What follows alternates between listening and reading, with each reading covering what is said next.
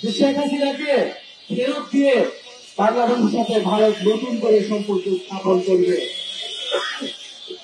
ভারত থেকে শেখ হাসিনাকে আশ্রয় দেয়নি, বাংলাদেশে যে আওয়ামী লীগ অস্থিতিশীল তেমন ষড়যন্ত্র করছে সেটাকে পরোক্ষভাবে সমর্থন দিয়ে যাচ্ছে। আমরা ভারতের জনগণের প্রতি আহ্বান জানাবো যে আপনারা আপনাদের দেশে কোন গণহত্যাকারীকে আশ্রয় দিবেন না। ভারতের ছাত্রদের প্রতি আহ্বান জানাবো, জুলাই আগস্টে যেভাবে আপনারা আমাদের সমর্থন জানিয়েছিলেন একইভাবে আপনারা আমাদের এই বিচারের আন্দোলনকে সমর্থন জানান এবং আপনারা দাবি উঠান যে ভারতের মাটিতে কোন গণহত্যাকারীর ঠাঁই হবে না।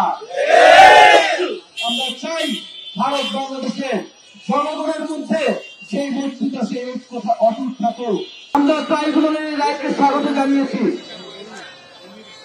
কিন্তু আমরা আজকে রাজপথে নেমেছি যে এই রায় যাতে অবিলম্বে অতি দ্রুততার সহিত কার্যকর করা হয়, কারণ রায় কার্যকরের মধ্য দিয়ে বাংলাদেশের মানুষ ইনসাফ পাবে। শেখ হাসিনার এই রায় কোন রাজনৈতিক প্রতিশোধ নয়, শেখ হাসিনার এই রায় বাংলাদেশের রাজনৈতিক দাবিতে জনগণের প্রতি ন্যায় বিচার। আমরা সেই ন্যায় বিচারের জন্য জুলাই আগস্টে রাজপথে নেমেছিলাম। ফলে শেখ হাসিনাকে দেশে ফিরিয়ে আনতে যত ধরনের কূটনৈতিক রাজনৈতিক তৎপরতা করা প্রয়োজন এই অন্তর্বর্তী সরকার সেই তৎপরতা শুরু করবে বলে আমরা আশা করছি।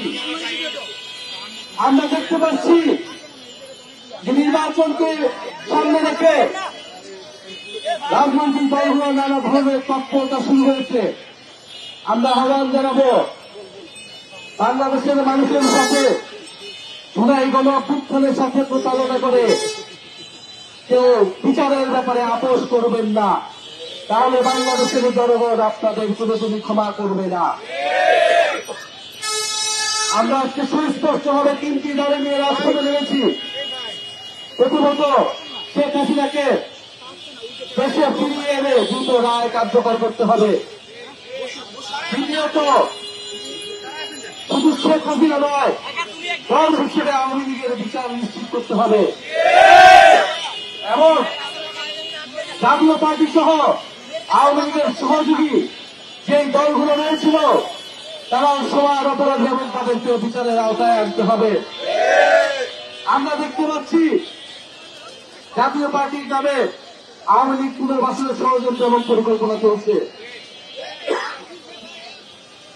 5ই আগস্টের পরে অন্তর্বর্তী সরকারের উদ্যোগে যে ঐক্যমত্য কমিশন প্রতিষ্ঠা হয়েছিল সেই ঐক্যমত্য কমিশনের কোথাও জাতীয় পার্টিকে ডাকা হয় নাই।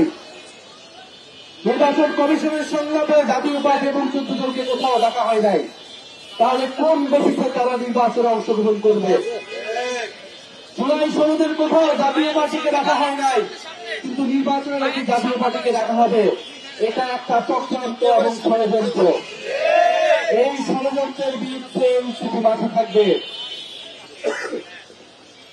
আমরা আরো বলতে চাই, গত 50 বছর ধরে ভারত বন্ধু রাষ্ট্রের নামে বাংলাদেশকে শোষণ করে গিয়েছে। গত 15 বছর ভারতের প্রত্যক্ষ এবং পরোক্ষ সহায়তায় বাংলাদেশের ফ্যাসিবাদ চেপে বসেছিল। সেই ভারত সরকার শেখ হাসিনাকে আবারও তার দেশে জায়গা দিয়ে বাংলাদেশের বিরুদ্ধে ষড়যন্ত্র অব্যাহত রেখেছে। ভারত সরকারের প্রতি আমাদের আহ্বান থাকবে, যদি বাংলাদেশের সাথে সত্যিকার অর্থে সম্পর্ক করতে চান, যদি চান বাংলাদেশের জনগণ আপনাদের প্রতি সুসম্পর্ক বজায় রাখবে, তাহলে অবিলম্বে শেখ হাসিনাকে দেশে পাঠানোর ব্যবস্থা করুন।